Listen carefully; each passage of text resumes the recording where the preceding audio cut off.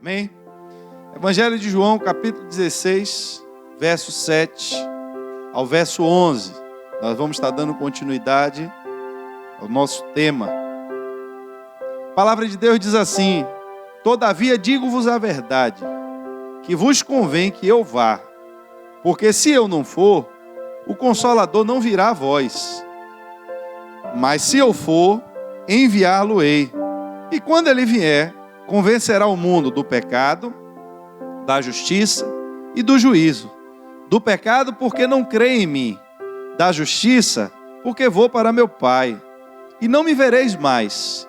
E do juízo, porque já o príncipe deste mundo está julgado. Feche seus olhos, Pai. Estamos aqui nessa noite porque queremos compreender mais da Tua palavra. Deus, na Tua palavra aprendemos, meu Pai, que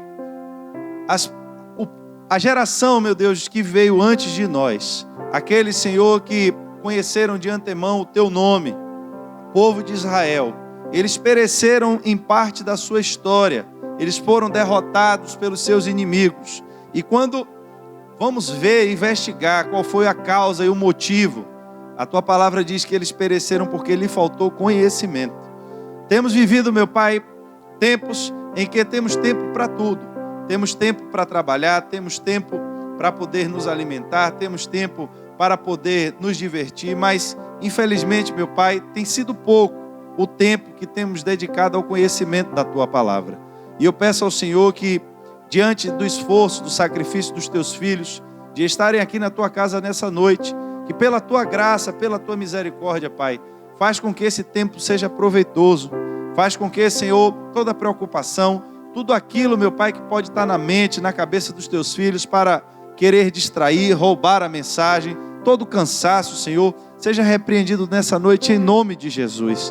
Que o Teu Espírito, Senhor, traga uma visão nova, traga um entendimento novo, traga, Senhor, um alimento fresco do Teu reino, para que o Espírito dos Teus filhos possam ser alimentados nessa noite, porque dependemos exclusivamente de Ti, em nome de Jesus.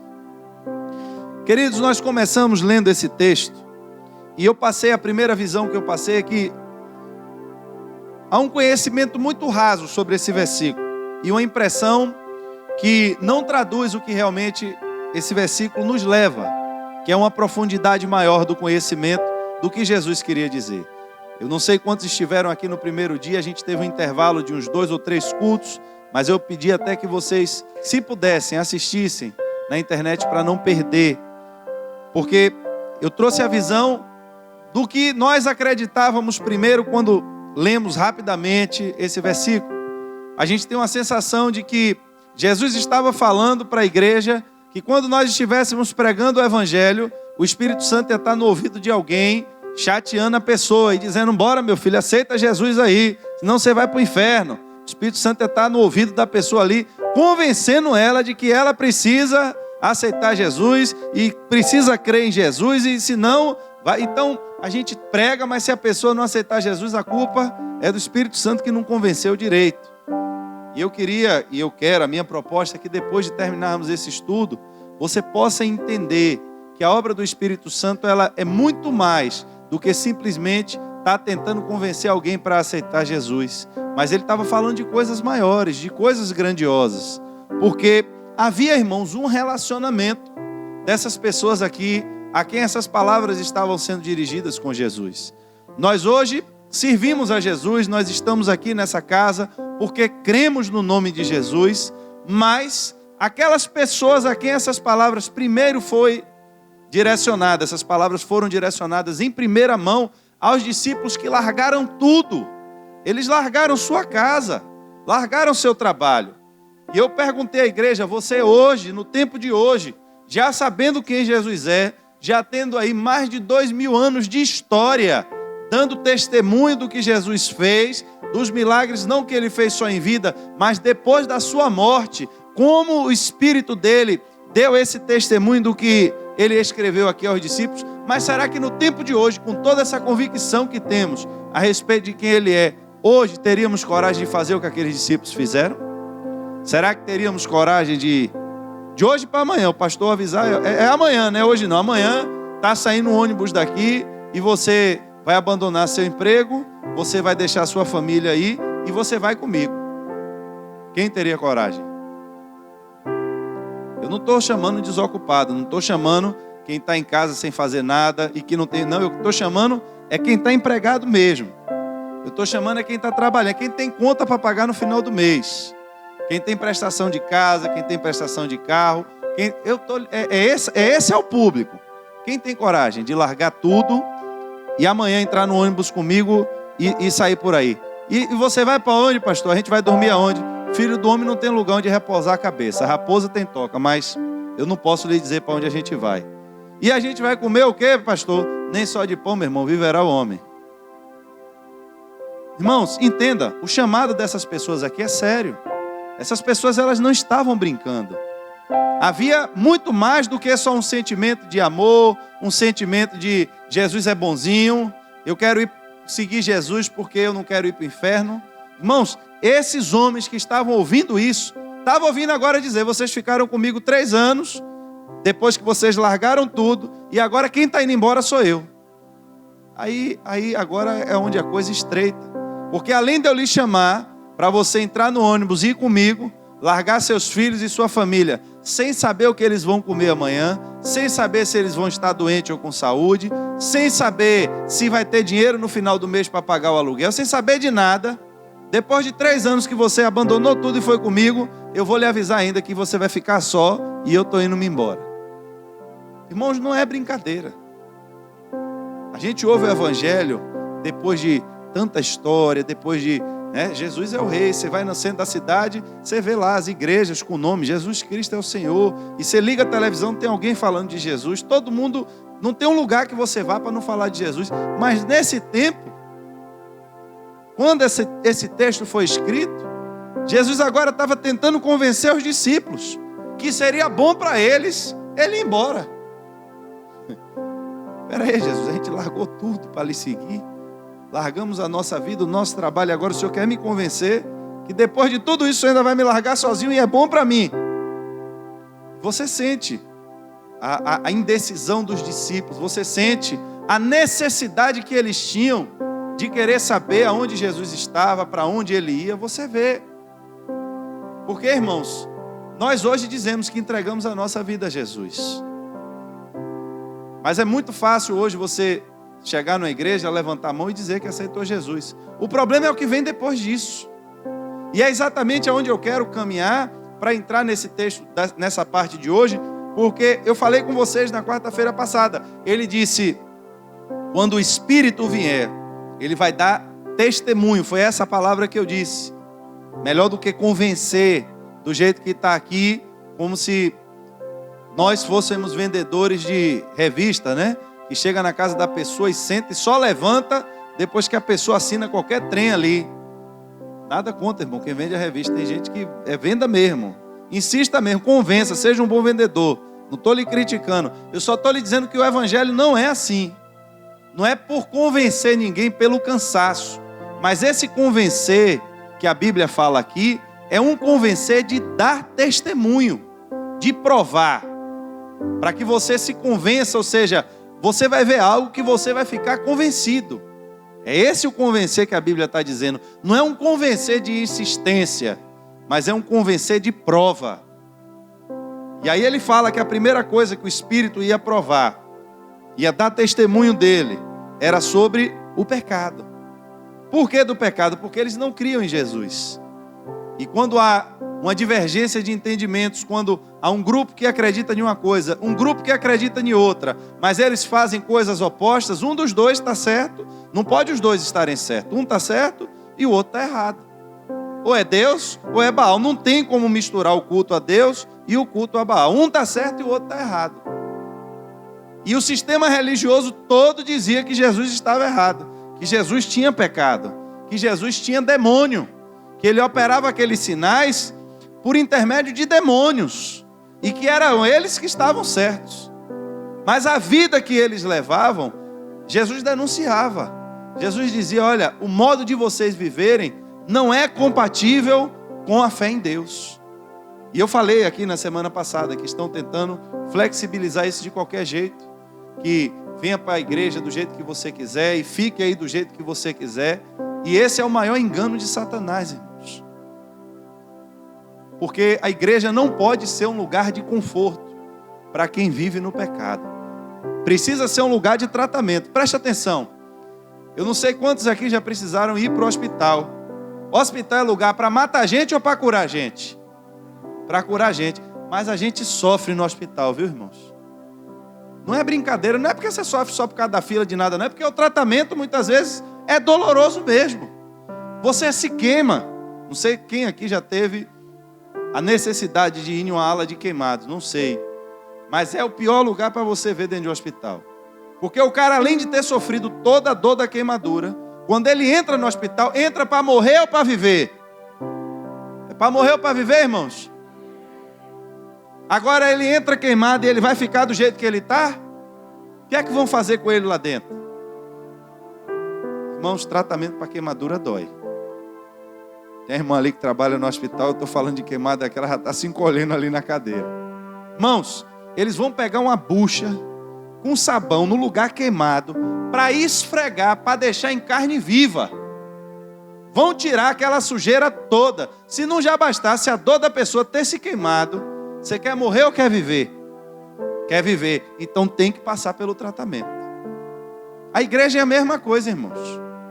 Aqui não é, você está doente, fique lá fora. Não, é você quer morrer ou quer viver? Se quer morrer, fique lá fora, com sua queimadura, com sua doença. Pode ficar lá fora. Agora, quer ser curado?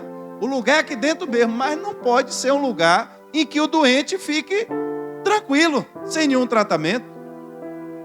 A doença tem que ser exposta. A primeira coisa que você faz dentro de um hospital é o diagnóstico. O médico não toca em você, a não ser depois que ele descobre o que você tem. Ele tem que saber o que você tem. E o diagnóstico da igreja se chama pecado. Você entrou aqui dentro da igreja, você mesmo tem que saber. Aí é onde entra o trabalho do Espírito Santo. Ele vai lhe mostrar onde é que está o seu pecado. Através de quê? Do testemunho de Jesus. Como foi que esse homem viveu? Como foi a vida dele? O que é que ele fazia? Porque diziam que ele era pecador, porque ele tinha um estilo de vida diferente das pessoas da sua época. Ele vivia de forma diferente. Ele não fazia as mesmas coisas que todo mundo fazia. Inclusive ele era julgado porque coisas que o povo julgava que não era importante, ele desprezava. Que era importante, ele desprezava. E outras que ele julgava que não eram importantes, era o que ele valorizava. O povo achava importante não se misturar com pecadores. Achava importante se mostrar mais santo do que os outros. Ele disse, isso para mim não tem importância. Eu ando com qualquer um, porque eu sei quem eu sou. E não são as pessoas que vão me influenciar, sou eu que vou influenciar elas. Quem precisa de doente, quem precisa de médico, são os doentes. Então o médico sou eu vim para curar os enfermos. Ele andava com pecadores, porque ele não ia pecar com os pecadores. Existe uma diferença, irmãos. Tem gente que diz, meu irmão, porque Jesus andava com publicano, com pecador, com prostituta, eu vou andar também. Se você estiver andando e denunciando o pecado deles, e dizendo que eles precisam de conversão, e assim mesmo eles quiserem andar com você, vá. Agora, se você for andar com eles para fazer as mesmas coisas que eles, não é esse o ensinamento que a Bíblia diz. A Bíblia diz que Jesus andava com os pecadores, mas denunciava o pecado deles. Eu quero saber qual é o pecador que vai querer andar com você todo dia denunciando o pecado dele. Você dizendo que o que ele faz está errado, eu quero ver. Ou ele se conserta, ou ele deixa de andar com você. Agora, se você for conivente com ele, se ele conta piada indecente e você ri, olha o problema onde mora.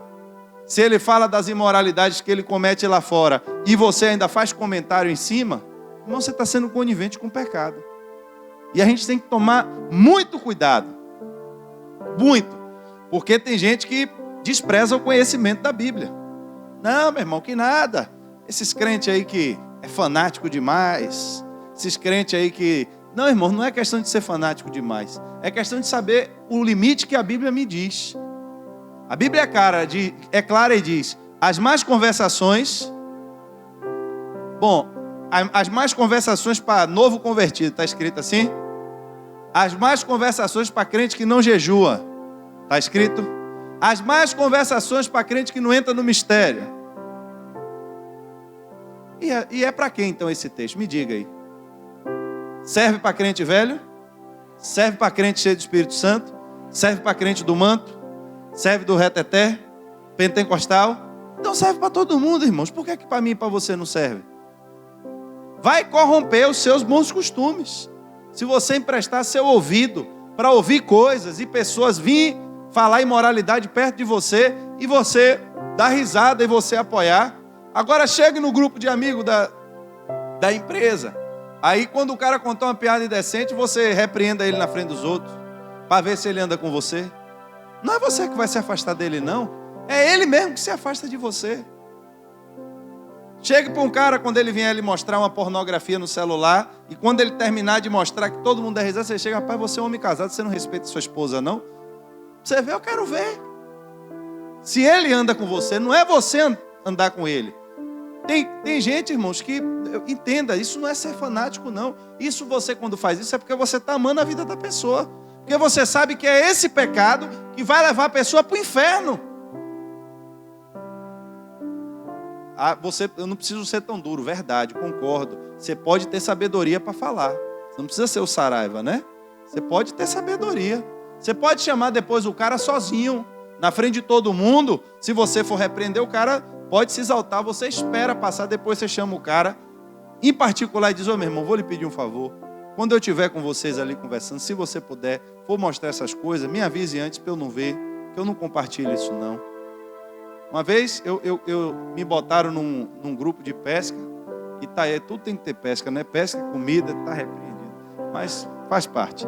Aí está eu lá nesse grupo de pesca atribulado, quando é daqui a pouco, irmãos, acordei de manhã, eu tinha ido fazer alguma coisa no Ferreira Costa, quando eu abro o celular, meu irmão, só tinha pornografia no celular. Ainda bem que eu estava sem o Wi-Fi, e o meu celular, ele não baixa as imagens, mas você vê o vulto, né? Fica meio neblinado ali. Eu já vi que era demônio puro. Apaguei, saí do grupo, chamei o administrador do grupo e disse a ele, olha meu amigo, eu estou saindo infelizmente desse grupo, porque eu não compartilho esse tipo de coisa. E saí do grupo. Irmãos, um ímpio, uma pessoa ímpia, depois se encontrou comigo, eu falei a situação. Por causa disso, essa pessoa fez criarem um outro grupo. Se tem 2 grupos hoje, dessa operação de pesca, porque um ímpio entendeu, e é uma pessoa ímpia, que realmente precisava respeitar as pessoas que não compartilham isso. Agora, dentro daquele grupo tinha pastores, tinha outros crentes, que aí simplesmente apaga. Apaga o quê, meu irmão? Depois que você já viu? Você acha que não lhe contamina, não, é?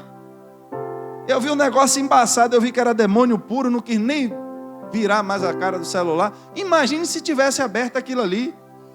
Depois que você já viu, irmão, já foi, já entrou, já contaminou. Não dá para vomitar de novo o que você viu.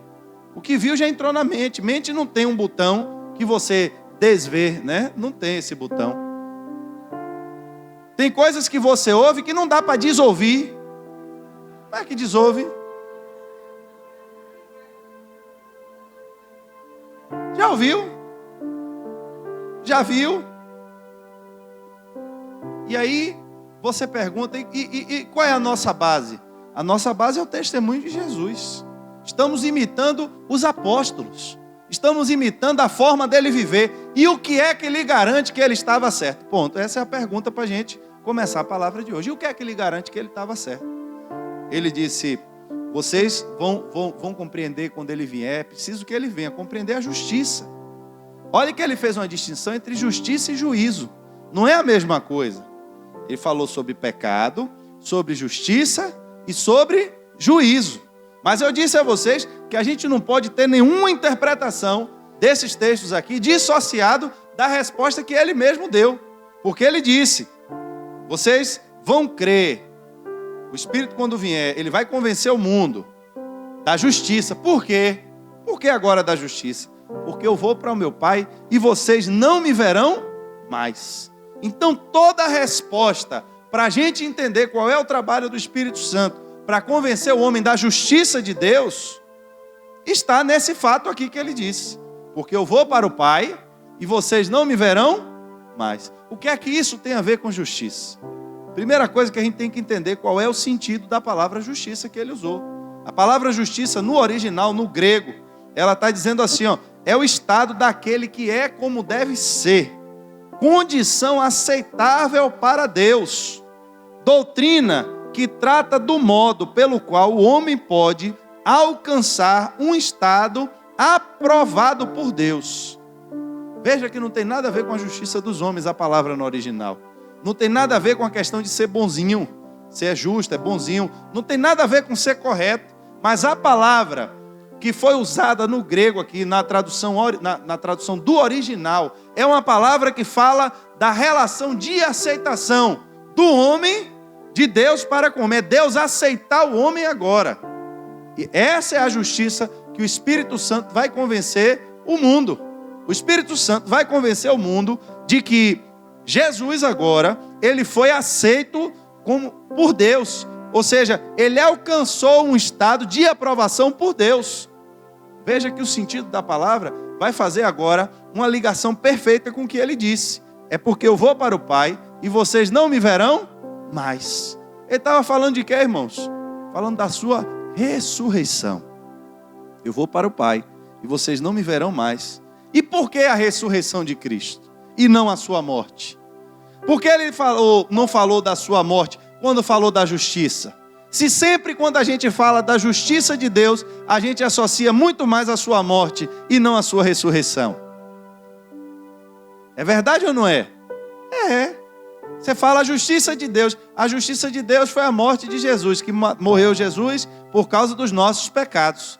Deus colocou nele todo o pecado que eu e você cometemos. Todo castigo que nós merecíamos, ele levou sobre si. É a justiça de Deus. Só que agora ele está dizendo, quando o Espírito vier, ele vai convencer o homem da justiça, mas não por causa da minha morte, mas por causa da minha ressurreição. Porque, irmãos, falar de filosofia qualquer um inventa. Inventar uma religião qualquer um faz. O problema, até então, é que todo mundo que inventou uma religião está tudo morto. Procura um vivo aí. Se eu quiser hoje dizer que se você comer chuchu e beterraba todo dia, você vai ter uma vida aí que vai levar 1000 anos. Aí vai um bocado de gente me seguir. Depois que eu morrer, você perdeu 30 anos comendo chuchu e beterraba e eu não vivi os 1000 anos. Como é que você faz para voltar de novo o tempo que você perdeu? Não volta mais. Muitas religiões foram criadas, muitas promessas foram feitas. Mas qual é a prova de que eles estavam certos? Quem consegue provar que estava certo? A verdade, irmãos, a verdade se manifestou. Qual é a verdade? Se não existisse verdade, você não ia saber nem por que você está nesse mundo. Porque onde é que você estava quando você estava antes de estar na barriga de sua mãe? Onde foi que você estava? Me diga aí. Você sabe onde você estava antes de estar na barriga de sua mãe? E quem morre? Vai para onde? Você sabe para onde morre? Você tem como provar?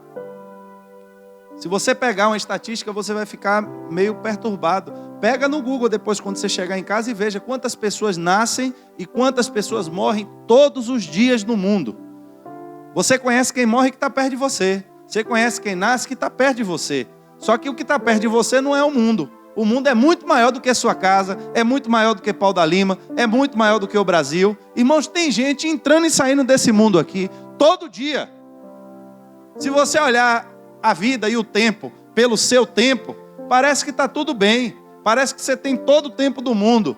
Mas se você for ver a realidade, se você for pegar o mundo na escala de tempo que a coisa acontece, irmãos, é muita gente morrendo e nascendo todo dia.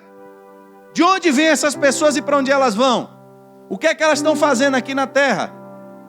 Só a verdade, irmãos, é que revelou isso. A verdade de Deus. É por isso que a gente sabe a história da criação do mundo. É por isso que a Bíblia nos revelou, através do Espírito de Deus, da onde é que nós viemos, por que é que nós estamos aqui e por que é que o mundo está de cabeça para baixo. Por que é que o mundo não é um lugar 100% bom para você viver. Por que é que a maldade está solta por aí e qual é o plano de Deus para destruir a maldade e transformar de novo o homem para viver em um lugar agora onde haverá paz. É a verdade. Essa é a verdade. E aí quem é agora que vem para dar testemunho de tudo isso? De que o plano de Deus lá no Éden, quando Adão pecou, disse que vai vir agora um homem, que não vai ser gerado de outro homem, mas é um homem que vai vir agora só da barriga de uma mulher. A mulher vai gerar um filho aí que vem e não tem intervenção de homem mais. É da semente da mulher que Deus vai fazer nascer um homem. E que esse homem vai morrer. E quem crê que pela morte dele você tem perdão dos seus pecados diante de Deus, e se você assim fizer, você seguir o que ele ensinou, você vai morar com ele no céu. A teoria é boa, mas e quem disse que é verdade? O que é que me convence que eu preciso passar agora 30 anos comendo chuchu e beterraba para poder viver esse tempo todo? E se eu perder meu tempo? São os questionamentos que vêm. E se eu estiver fazendo tudo isso e estão me ensinando aqui, dizendo o que é certo, dizendo o que é pecado, que eu não tenho que viver no pecado, dizendo que eu tenho que levar a vida que ele levou, que eu tenho que me abster do mal. Eu não posso praticar mais o mal se eu quero viver eternamente com Deus. Se eu amo a minha vida, se eu não quero ser destruído, se eu não quero ser condenado. E a gente vai falar sobre o juízo depois. Estamos falando sobre a justiça. E eu não quero que o juízo venha sobre mim. Eu quero que Deus me acolha na sua casa, na sua morada. Quem me diz que o que eu tenho que fazer e que tudo isso que a igreja ensina é certo? Qual é a prova de que tudo isso é certo? É uma prova, irmãos, que nós vamos perdendo às vezes ao longo do caminho. Porque a maior prova que você tem e que eu posso lhe dar é porque Jesus está vivo. Ele não está morto. As pessoas insistem em pensar nas suas mentes e ver Jesus morto, pendurado na cruz. Um Jesus fraco ali, sofrendo. Irmãos, aquele estágio em que ele se encontrava foi apenas para pagar pelo meu e pelo seu pecado. Só que a Bíblia vai nos mostrar, e os discípulos vão falar, que agora pelo estilo de vida que ele levou aqui na terra, a forma como ele viveu, agradou a Deus. E que mesmo tendo morrido pelo meu e pelo seu pecado, ele está vivo. Ah, meu irmão, dizer que ele está vivo qualquer um diz. Fizeram um estudo. Cientistas foram estudar o testemunho dos primeiros apóstolos para investigar qual é o motivo de se sustentar uma mentira. E eles viram outras que foram inventadas ao longo da história sobre mitos. E eles chegaram à conclusão que não havia motivo nenhum para eles morrerem da forma que morreram se a ressurreição de Jesus não tivesse sido uma verdade. Porque, irmãos, você está disposto a mentir para ganhar dinheiro, não para perder seus bens. Você está disposto a mentir para ganhar fama. Eu estou falando você, irmão, não é nenhum de vocês não. Eu estou querendo falar do gênero humano. O ser humano ele é estudado. A ciência tem estudo da personalidade humana, das falhas de caráter do ser humano. Isso tudo é estudado. E essas pessoas que fizeram esse estudo são cientistas, são pessoas que têm conhecimento. Eles têm métodos científicos para investigar as decisões. E eles chegaram a essa conclusão. As pessoas mentem para ganhar dinheiro, não para perder tudo. As pessoas mentem para ficarem famosas e não para serem humilhadas. As pessoas mentem para se associarem em grandes grupos e não para serem reduzidas. E o que é que acontecia com os apóstolos? Jesus, irmãos, para aquele tempo não era ninguém. Jesus tinha uma meia dúzia de seguidores, não era a multidão que você vê. A Bíblia diz, a multidão seguiu Jesus. Aquilo ali, irmãos, era uma multidão que ia seguindo, mas olha o tamanho do continente e veja quantas outras pessoas não tinham nem ouvido falar dele ainda. E esses apóstolos, eles chegavam em cidades que ninguém nem sabia ainda qual era a história desse homem. Ninguém viu um milagre de Jesus, ninguém viu nada. E eles chegavam falando que Jesus estava vivo. E aí eles eram presos. E as pessoas perguntavam, você precisa negar que Jesus está vivo. Porque se você disser que ele está vivo, você vai ser torturado. E aqueles homens sabiam que eles não podiam mentir. Eles sabiam que eles não podiam contrariar aquilo que eles viram, porque quando eles estavam reunidos, a Bíblia diz que diante deles, Jesus começou a subir aos céus. E eles ficaram parados olhando para o céu, esperando não sei o quê. mas ficaram esperando. Até que os anjos disseram: ô meu filho, vai todo mundo embora aí. Porque, do mesma forma que ele subiu, um dia ele vai descer, mas vai embora, não vai descer agora. Porque eles viram, eles comeram com Jesus. Jesus entrou na casa e perguntou: o que é que vocês têm aí? Vocês estão pensando que eu sou fantasma? Me dá aí pão aí para eu comer e peixe aí, que fantasma não come. Me dê, eu estou vivo. Ainda tinha um mais atribulado no meio, que ainda disse: rapaz, eu só acredito se eu botar o dedo no buraco da ferida. Ele disse: meu filho, aqui, ó, bota aí para ver se eu não estou vivo. E essas pessoas, irmão, você acha que morreram como? Você acha que para dizer que Jesus está... Hoje, você pode falar de Jesus aí na rua, por enquanto. Um dia desses que quiseram fechar a igreja na Tora aí, e disse que o Covid estava aqui dentro. Porque mercado ninguém fechou. Mercado podia ter Covid à vontade. Fila da Caixa Econômica, ninguém fechou.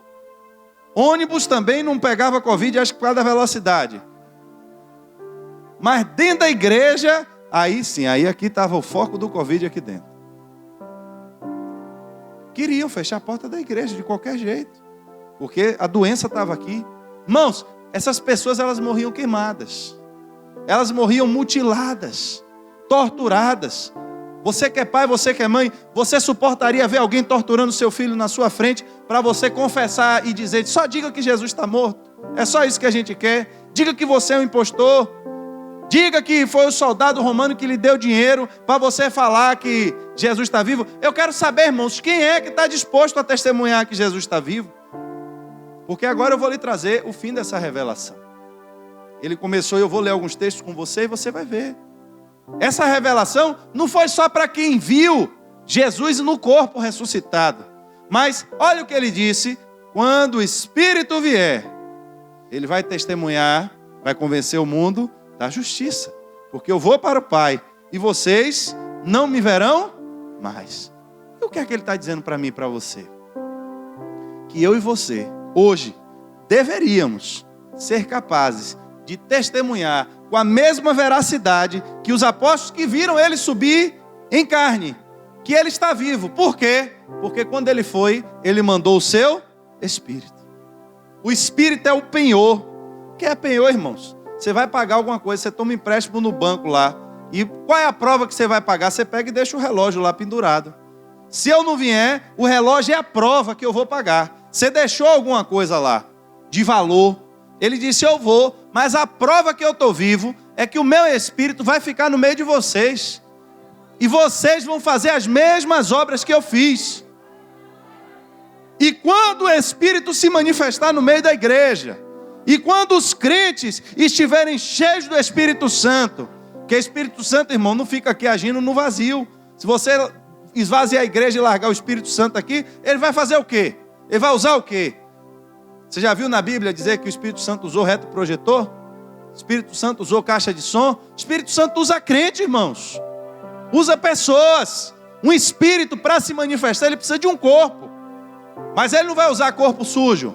Ele vai usar corpo consagrado a Deus. Ele vai usar o corpo de quem serve a Deus. O Espírito fala através das pessoas. O Espírito age através das pessoas. Mataram Jesus. E agora? Não, e agora, meu irmão, manda dizer que deram dinheiro aí aos discípulos dele para esconder o corpo. Foi os discípulos que roubaram o corpo. Aí vai agora Pedro e João para o templo. Quando eles vão entrando na igreja, a igreja está lá já há quantos anos ali naquele lugar?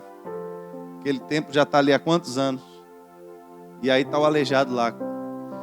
A vida toda parada ali, meu irmão, só pedindo esmola, sofrendo. Mas cadê Jesus? Morreu. A gente viu ele ressurreto. A gente viu ele subir aos céus. Mas e agora? Ele não está aqui com a gente. Irmãos, enquanto eles iam entrando, eu tenho certeza que o Espírito Santo de Deus possuiu Pedro. Pedro não estava só mais ali agora. Ele estava possuído pelo Espírito de Deus. Não é só demônio que possui gente não, irmãos. O Espírito de Deus possui também. O problema é que tem gente que não quer ser possuído pelo Espírito de Deus. Eu quero todo. O Espírito de Deus possuiu Pedro. Pedro estava possuído ali pelo Espírito de Deus. Tomou posse dele. E pela fé, ele chega para aquele homem ali agora e diz: eu não tenho ouro nem prata, mas o que eu tenho, eu lhe dou. Então ele disse de algo que ele, é por isso que ele estava com o Espírito Santo de Deus. Levanta e anda em nome de Jesus. A Bíblia diz que o homem não ficou capengando não, irmãos. Não ficou fazendo ali fisioterapias, 10 sessões para voltar a ter movimento, não. O milagre foi instantâneo, irmãos.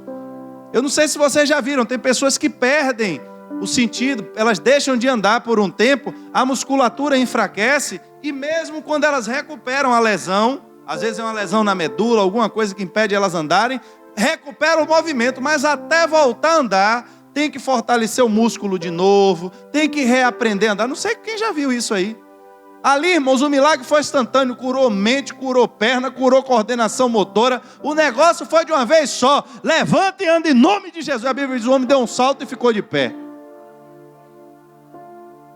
Foi de vez, bluf, e aí já vai andando e já vai correndo para dentro do templo. E aí quando esse homem chega lá agora, todo mundo quer saber o que aconteceu. Todo mundo quer saber o que aconteceu. Por que esse homem era aleijado e agora ele está andando? O que foi que aconteceu? Aí você vai ver Paulo falando, Pedro falando, me perdoe.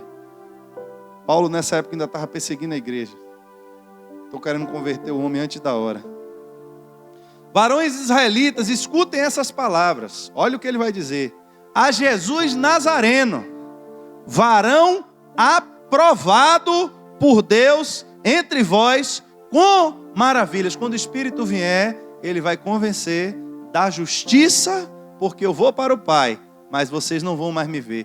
Jesus não está mais aqui, mas agora, ó Pedro falando, Jesus foi um varão aprovado por Deus entre vós, com maravilhas. Ou seja, ele foi considerado justo diante de Deus e de vocês, porque as obras que ele fazia, ninguém faz se não for da parte de Deus. Deus por ele fez no meio de vós, como vós mesmos bem sabeis. E a este que vos foi entregue pelo determinado conselho e presciência de Deus, tomando-o vós, o crucificastes e matastes pela mão de injustos. Agora ele vai completar, ao qual Deus ressuscitou, solta as ânsias da morte, pois não era possível que fosse retido por ela. O que é que Pedro está dizendo aqui, irmão? Por que vocês estão olhando para mim? Vocês estão achando que foi eu que fiz alguma coisa? Foi Jesus que vocês mataram. A prova que ele está vivo é essa. O Espírito dele continua fazendo exatamente a mesma coisa. O apóstolo Paulo, falando na igreja de Corinto, teve uma visão do que estava sendo proposto. Estava uma preocupação muito grande ali, irmãos, a respeito de pecado, e ele vai falar, ele vai dizer, os manjares são para o ventre. 1 Coríntios 6, do 13 ao 14, os manjares são para o ventre, e o ventre para os manjares. Outra tradução você vai ver, a comida é para a barriga e a barriga é para a comida. É a tradução, nova linguagem de Paulo da Lima, já foi. Mas Deus, porém, preste atenção, vai aniquilar tanto a comida como a barriga, vai destruir tudo. Agora, o corpo, olha agora o detalhe, mas o corpo não é para a prostituição, senão para o Senhor, e o Senhor para o corpo. O que é que ele está dizendo? Há muitos rituais, muitas coisas que as pessoas se apegam, mas a gente precisa ter cuidado, porque não é porque Deus está dando a liberdade dizendo que o corpo da gente, você tem suas necessidades, suas situações, mas não é por isso que você vai dar vazão ao pecado, porque o corpo não foi feito para o pecado. Agora, ele vai dizer, Deus que também ressuscitou o Senhor, nos ressuscitará a nós pelo seu poder. O que é que ele está dizendo? Você tem um corpo, todos nós temos um corpo, e você come, você bebe, e a gente não está aqui para ficar criando detalhezinhos e contaminações, e é o que come, é o que bebe, tem alimentos melhores. Ele estava falando ali para evitar, irmãos, que as pessoas criassem doutrinas a respeito do que comer ou do que não comer, porque ele vinha de uma religião assim. A religião que Paulo cuidava antes era uma religião que santificava, entre aspas, as pessoas pelo que elas comiam ou não. É por isso que ele está falando sobre alimentos. E ele está liberando para que a igreja hoje, você hoje pode comer uma moqueca de camarão. Não ouvi um glória. Um glória. Quem me tocou? Levanta a mão. Quem? Oh, glória ali, ó. É forte. A irmã teve fé. Deus vai lhe dar uma moqueca de camarão pistola. Forte. Teve fé. Irmãos, preste atenção. É brincadeira, viu, irmão? Mas Mas o glória foi solitário, mas foi forte.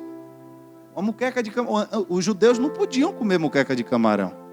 Uma caranguejadazinha, irmão, com a banana da terra, uma abóbora escaldada, hein? Oh, glória! Misericórdia. O judeu também não podia comer caranguejo.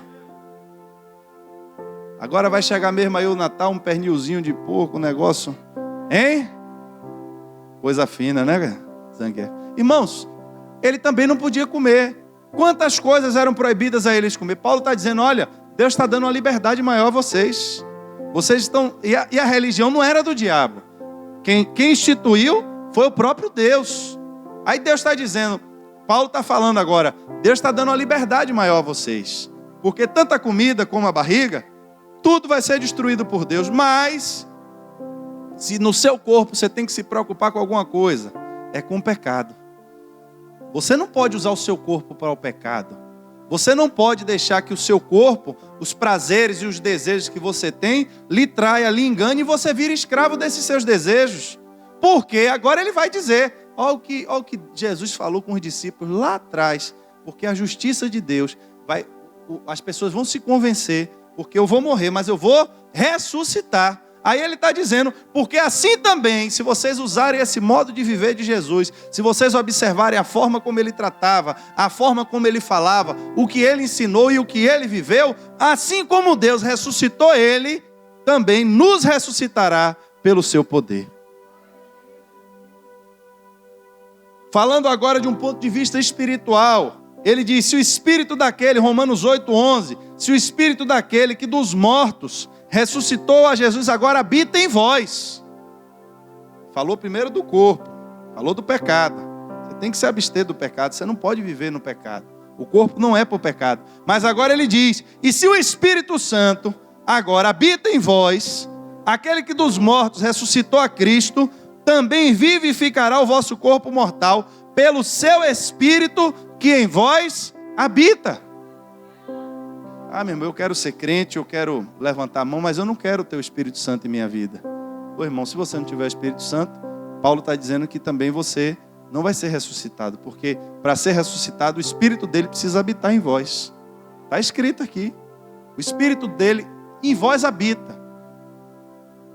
O corpo humano, ele não é um corpo que fica livre, aberto. A Bíblia é clara, quem não ajunta, espalha. Quem não é a meu favor, é contra mim. O corpo humano, irmãos, ou está possuído pelo Espírito de Deus e tem um local na sua vida onde o Espírito de Deus habita, ou existem espíritos malignos morando em sua vida. Não tem outro caminho. E o pior é que quando você vem para a igreja, eu já tive pessoas que vieram para eu orar, e eu aviso. Tem pessoas aqui que já presenciaram isso, eu aviso. Ô pastor, eu estou com esse problema, tal, eu quero que o senhor ore por mim. Eu disse, olha meu irmão, você já fez sua confissão? Você já entregou a sua vida a Jesus? Não, ainda não. Então, eu não vou orar por você. Antes de você entender o que pode acontecer. Eu posso orar aqui e esse espírito vai embora. Mas se você não fizer uma aliança com Deus, para poder o Espírito de Deus agora entrar na sua vida, sua casa vai ficar vazia. E vai vir 7 demônios piores do que o que estava aí. Então, se você estava só com a dor de cabeça, o demônio da dor de cabeça vai embora. Mas ele vai rodar por aí, não vai achar o teu corpo de bobeira e vai voltar. E vai trazer 7 piores do que ele. Aí a dor de cabeça agora volta com uma enxaqueca e ainda começa a dar dor no pé e lhe atribular todo. Irmãos, existem coisas que são demônios. Nós estamos em um mundo que o mundo é uma guerra espiritual. Ou é Deus, ou é o reino das trevas. Está solto aí. E se você não quer acreditar no diabo, irmãos, tem gente que acredita e ainda serve a ele. Não acredita só de teoria, não. Acredita e ainda serve a ele. Mas nós temos a oportunidade de servir ao Deus vivo. E para finalizar, o mesmo apóstolo Paulo agora, escrevendo ainda aos Coríntios, ele vai dizer: se Cristo não ressuscitou, é vã a nossa pregação. E também é vã a nossa fé. Olha o que Jesus disse, que a importância da sua ressurreição como prova da justiça de Deus. Paulo agora está dizendo a mesma coisa. Se Cristo não ressuscitou, é vã a pregação e é vã a fé. E assim somos também considerados como falsas testemunhas de Deus, pois testificamos de Deus que ressuscitou a Cristo, ao qual, porém, não ressuscitou, se na verdade os mortos não ressuscitam. Porque se os mortos não ressuscitam, também Cristo não ressuscitou. E se Cristo não ressuscitou, Ele vai repetir: é vã a vossa fé e ainda permaneceis nos vossos pecados. O que é que ele está escrevendo ali àquela igreja? A parte fundamental do nosso evangelho. Parte principal, que nenhum crente tem o direito de não saber. Tem o direito de desconhecer. É a ressurreição de Cristo. E você deve, é obrigatório isso, não tem uma escapatória para você, não tem um meio termo. Você deve ter uma comunhão com esse Espírito de tal forma que você seja ainda no tempo de hoje capaz de testemunhar e testificar de que Jesus está vivo, porque você tem uma comunhão e prova inequívoca pela fé da revelação do seu Espírito Santo. Essa é a revelação da ressurreição de Cristo. Eu vou, mas vocês não vão me ver mais. Mas o Espírito, ele vai continuar convencendo as pessoas da justiça. O que é a justiça de Deus? O que é que faz o homem ser aceitável diante de Deus? E se vocês quiserem ir para onde eu vou, vocês vão ter que fazer exatamente o que eu fiz. E se alguém lhe perguntar: por que eu tenho que cumprir isso? Por que você diz que é pecado? Por que a sua religião é a única que está certa? É porque é a única que o meu Deus, ele está vivo. Ele morreu, mas ressuscitou. E se você quiser prova de que ele está vivo, você vai ver o Espírito dele se manifestar. Você vai ver o Espírito dele falar com você. Você vai ver o Espírito dele usar pessoas, chegar até você e dizer coisas do seu íntimo que você não conversou com ninguém. E você sabe que, a não ser que alguém estivesse cheio do Espírito Santo de Deus, não teria como alguém saber o que você está ouvindo. Você está com enfermidade, você está com problema, alguém vai chegar, vai colocar a mão sobre a sua vida e essa enfermidade vai embora.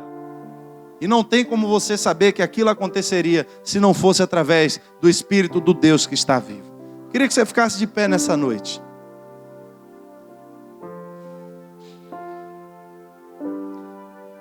Eu vou estar encerrando o culto.